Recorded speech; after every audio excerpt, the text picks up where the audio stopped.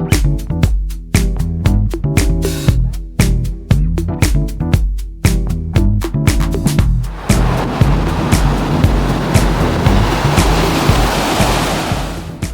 morning, welcome to vlog 293. Headed south, going back to the Automobile Driving Museum. Why? Because it's time to drive cars from 1950 to 1960.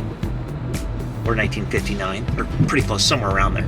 We're gonna be looking at some classic awesomeness, and we're gonna be driving something special. I have no idea what it is. I love surprises.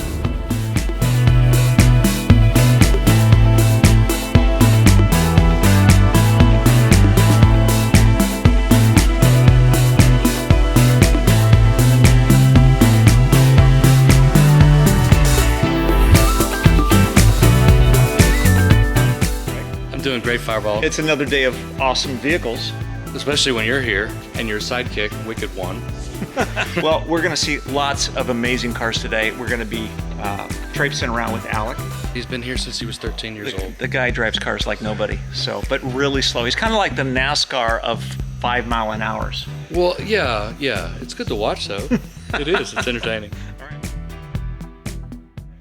Well, my name's Alec Carlson. Welcome to the Automobile Driving Museum, and today we're going to be talking about cars from about 1950 to 1959.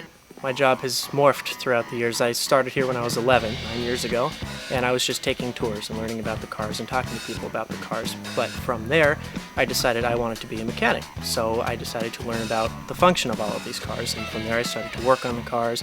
I got involved with driving them, and now I'm the one who gets them in and out of the building, sees to it that they're running properly for the ride program, and I put them away.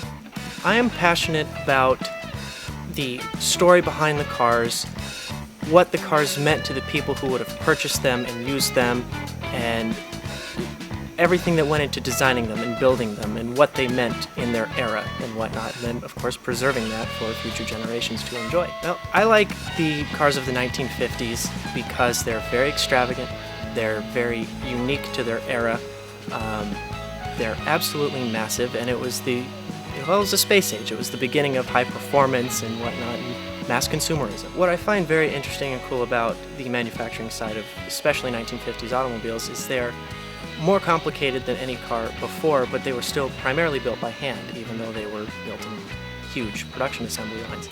So they are technically hand constructed, each one, and they're all different. Well, the first car that we're going to talk about is a 1956 Continental. And most people would think Lincoln Continental, but that is not correct. It is just Continental. They stopped producing the Continental in 1948, and in 1952 they decided they needed to bring it back because there was a big clamoring in the car world for a new Continental. So in 52, they got together a design committee, and they actually purchased an old unused high school, and they used the gymnasium and rec room, and they designed this car, and it debuted in 1956. And the goal was to build the finest automobile in the world. The second car that we're going to talk about is a 1959 Etzel, which is of the Ford Motor Company. It came out in 1958. It was supposed to be a mid-range to upper-range automobile priced between Mercury and Lincoln, and proved to be an absolute catastrophe. Styling was a little odd. People were not quite ready for it, but the real reason it failed was it completely alienated both Lincoln and Mercury sales because of its price range. Even though this car and the idea behind it originated sometime around 1948, where Henry Ford II decided it might be a good idea to add a fourth line to the Ford Lincoln Mercury family. From a collector standpoint and someone with the passion for these historic automobiles, looking at this Etzel and knowing all of the time and effort and planning that went into this car and all the intricate detail, it's really kind of sad that it didn't take off, and it only technically lasted 2 years. All of the 60 models were built in 59, and for all intents and purposes, it was an excellent car. The public just wasn't ready for it, and the crash of 1958, which most people don't remember, really hurt this car. Well, this 59 Etzel, and well, all 59 Etzels, were then based off of the Ford Fairlane for 1959 because there was no money left to produce a completely unique car of its own, which for all intents and purposes made it a better car, I believe. So this is a Ranger model. It has a 223 straight six and a 3-speed. It's the base model, and it is a very solid car. But of course, they still could not sell this car. So the dealerships had a kind of drawing, if you will, with ponies in their dealerships. So it was a contest, and if your child could name the pony, the winning name would get the pony.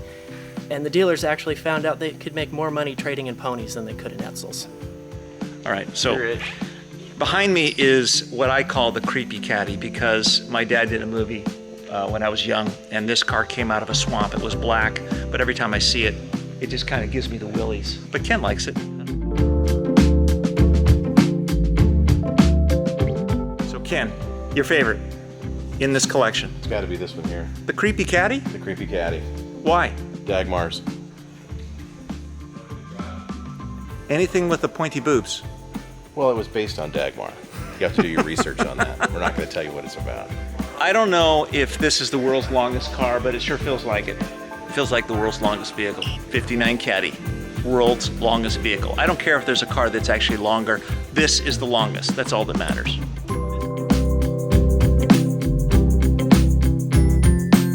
There you are with the pointy stuff again. Look at that, gorgeous.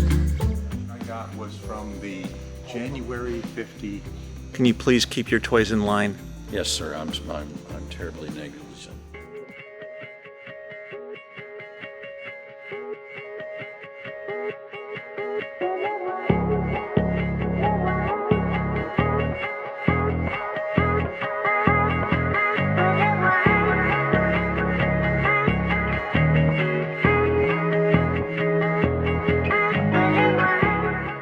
Well, it's a 1956 Oldsmobile Holiday 98. It's of the Rocket Oldsmobile line. Came out in 1949, and it was such a major hit when it came out that the first rock and roll song was actually written about it in 1950 by Ike Turner. This car was the car to have. It's much like when the Mustang came out in 1964 and a half. That was this car in 1949. It was one of the first overhead valve V8s. It wasn't a particularly large car at the time, so power to weight ratio was really good. It beat anything else on the road. Well, in 1956 and, well, the mid-50s as a whole, cars were extremely extravagant. It was, we lived in a country that was feeding from the horn of plenty. We were just out of World War II, so when designers were building cars, the bigger the better. The more shiny, the better. The crazier the shape. But as the 50s rolled on, it got to be a little bit too much. So in the later 50s, I wouldn't say they were toned down, but the crazy shapes of the cars and the massive round corners and even some sharp edges on the same car were toned down, and cars got a lot more boxy. They actually did get larger, but they lost a little bit of shape. So after World War II, everyone who fought in the war came home, and there was a whole lot of people, so they needed some place to live. So we have the invent of the suburb and major metropolises like that. But what's interesting to notice about some of these suburbs and, cookie cutter homes, the garages were usually not big enough to house cars of the era. They were actually quite small, and some of these cars reach as much as 22 feet long. As a whole, my favorite era would have to be probably the 1950s, for many reasons. Everything was absolutely beautiful. Only in the 50s could you find a washing machine that would be pretty and look like it could fly you to the moon. The big difference in design that I see between modern cars and cars of the 1950s would be probably size and, well, even the use of chrome and color. We don't see color anymore. And in the 50s you had an unbelievable amount of greens and blues and soft yellows and, of course, all the chrome to go with it and big white wall tires, and the cars were literally larger than life.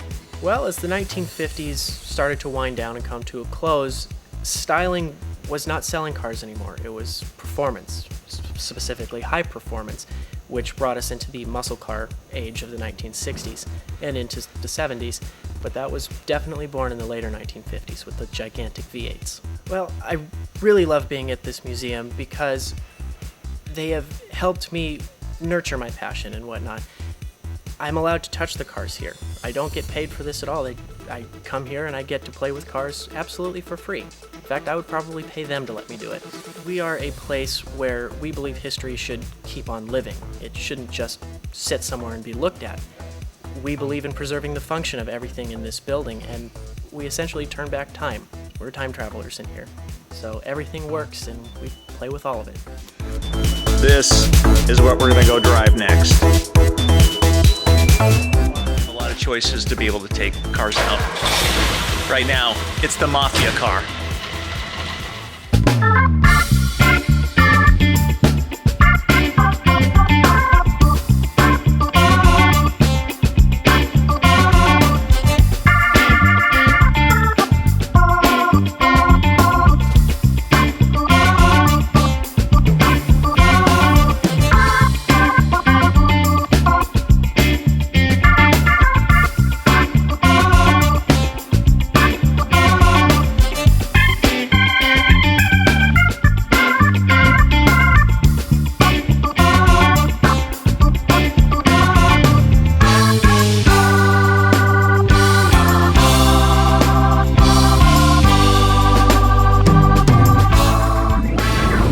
sucks that you have to do this all the Oh, time. it's such It's crap. terrible. I hate this.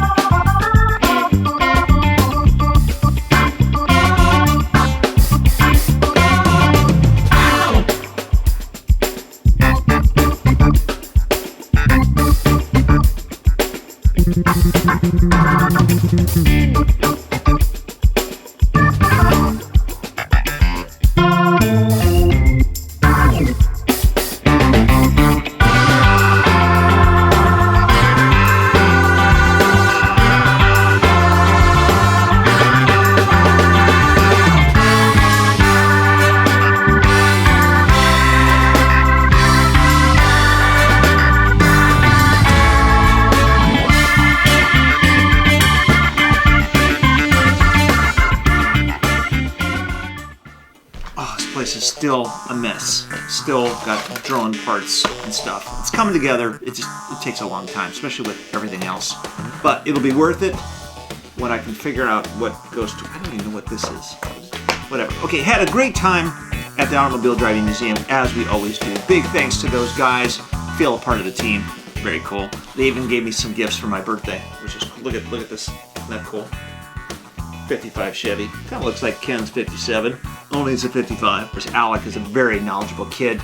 Yeah, he's a kid. He's 20 years old. I mean, like, you know, I got Hot Wheels older than that guy. But we had a blast and we learned a lot, which I love doing. You know, as big of a car guy as I am, there are always things that I realize that I don't know. So many tidbits and stories and things of manufacturing and design over the years. Amazing, amazing industry. But that's it for vlog 293. I have to cut it short because I got to get back to figuring this thing out.